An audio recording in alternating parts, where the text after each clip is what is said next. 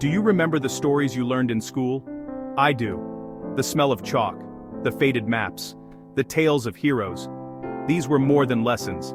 They wove us together, shaping our sense of who we are. In those classrooms we learned not just history, but identity. Think of George Washington and the cherry tree, a simple myth meant to teach honesty and build character. Education gives us a national narrative. These stories are powerful because they begin when we are young. But what happens when those stories are incomplete? For every hero celebrated, another voice may be silenced. The question we must always ask is, whose story is it? Are we hearing the whole truth or just the version that unites us? The classroom is where the story of us begins, but it's up to us to decide how that story is told. Before the 19th century, most people didn't think of themselves as part of a nation. A farmer in France was from Provence or Brittany, loyal to his village, not to a flag. Life was intensely local. Languages and customs changed from one valley to the next. The idea of belonging to a vast community of millions was unimaginable. The nation-state was a project in the minds of kings and revolutionaries, not common people. Identity was tied to the soil, not to a line on a map. Then, revolutions brought new ideas: liberty, equality, popular sovereignty. Leaders realized they needed more than armies. They needed citizens who felt connected to the nation. The challenge transformed villagers into Frenchmen, peasants into Americans. The tool, the school. Before this, education was rare, reserved for the wealthy and clergy. Visionaries saw its potential to unify. They imagined mass, public education, a school in every village, a teacher in every classroom. Schools would do more than teach the alphabet. They would forge national identity.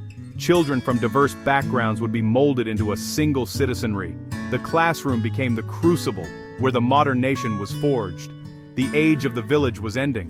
The age of the nation was about to begin. The schoolhouse became the front line of this transformation. The world was about to change, one lesson at a time. And the story of us would never be the same. In the late 19th century, France set out to build a unified, patriotic republic, starting in the classroom. The Third Republic made primary education free, mandatory and secular, aiming to erase regional differences. School teachers became agents of the state, armed with books and chalk. The first battle was over language. Millions spoke Breton, Basque, or Occitan, but only Parisian French was allowed. Children were punished for speaking their parents' tongues. To be French was to speak French. The school became a place where local languages faded, replaced by the official language of the Republic. Next came the battle for history. A new curriculum told a sweeping story of France from the Gaul to the Revolution. Textbooks like Tour de la France par deux enfants taught unity and love for the nation. Within generations, a unified French identity took root. People from different regions saw themselves as one family. The school system created a shared language, references, and national myth. But this unity came at a cost: the suppression of regional cultures and the simplification of a complex past. The French Republic was strong, but its foundation was built over silenced histories. The classroom had done its job, at a price. The story of France became a single story, but not the whole story. The lesson: unity can demand sacrifice, and every nation must decide what it's willing to lose to become one. The United States faced a different challenge, a nation of immigrants, not ancient regions. People arrived from everywhere, speaking different languages, carrying different traditions. The question: how do you turn this swirling mass into Americans? The answer: the public school, the great melting pot. Children's names were anglicized. They pledged allegiance to a new flag. The curriculum told a story of progress, freedom, and manifest destiny. Pilgrims, founding fathers, pioneers. Myths like Washington's cherry tree and Paul Revere's ride became parables of American character. These stories weren't lies, but noble fictions meant to inspire. The result: a unified national culture, a common language, shared civic values. But the melting pot often felt like a pressure cooker. Immigrants were asked to shed their old identities, languages, and histories. The price of becoming American was often the loss of what made you unique. The single story of progress left little room for other truths. The classroom built unity, but at a cost. The American story, too, is both a gift and a loss. In the late 19th century, Japan transformed itself almost overnight. The Meiji Restoration ended feudal isolation and launched rapid modernization. Leaders saw the power of mass education to build a modern nation. Schools became training grounds for loyalty to the emperor and the state.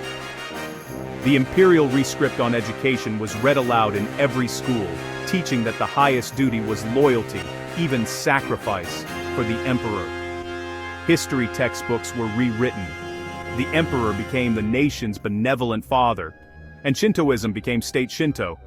Children learned Japan was a divine land with a sacred mission. Every lesson, from history to ethics, was infused with this ideology. The result, a generation fiercely loyal, disciplined, and patriotic. This unity fueled Japan's rise, but also its militarism and imperial expansion. The same myths that built a strong nation justified conquest and war. The classroom story stepped onto the world stage, with tragic consequences.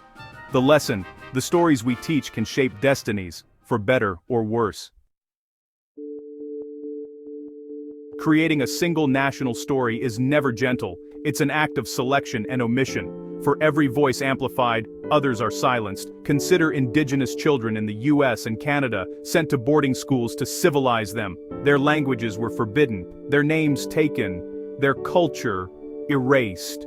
They were taught a new history, one that portrayed their people as obstacles to progress. This was not just education, it was cultural erasure. The loss of language is the loss of a worldview, a connection to ancestors. Even classroom maps tell a story, distorting the world, reinforcing who matters most. Heroes like Columbus are celebrated, while the suffering of those displaced is ignored.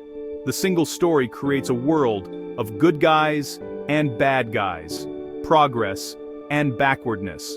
But the real world is never that simple. The cost of a simple story is the loss of complex truth. The stories we leave out matter as much as the ones we tell, and the wounds of omission can last for generations.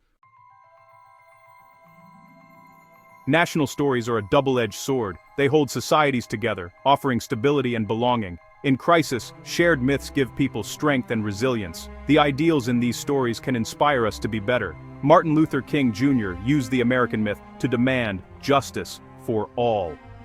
Myths can push us toward a better future, but when they become dogma, they turn toxic, fostering arrogance, exclusion, and blindness to faults.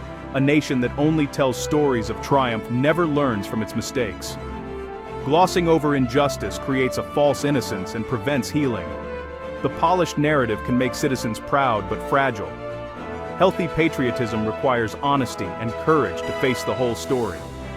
We need pride, but also truth. Only then can we build a nation strong enough to grow. Today the old stories are cracking. Teachers and students are asking, whose voice is missing? Why was the story told this way? This isn't about erasing history, but seeking a more honest truth. The story of a nation is a conversation, not a monologue. This new approach is harder, but it leads to deeper understanding. Some want to return to the old ways, fearing that questioning myths weakens unity. But true patriotism isn't blind loyalty. It's loving your country enough to see its faults and want to fix them. The stories we tell our children shape the world they see. By encouraging questions and seeking missing voices, we make our nation stronger and more just. The story of us is still being written. We all have a duty to help write the next, more honest chapter. The classroom is where it begins, and the future depends on the stories we choose to tell.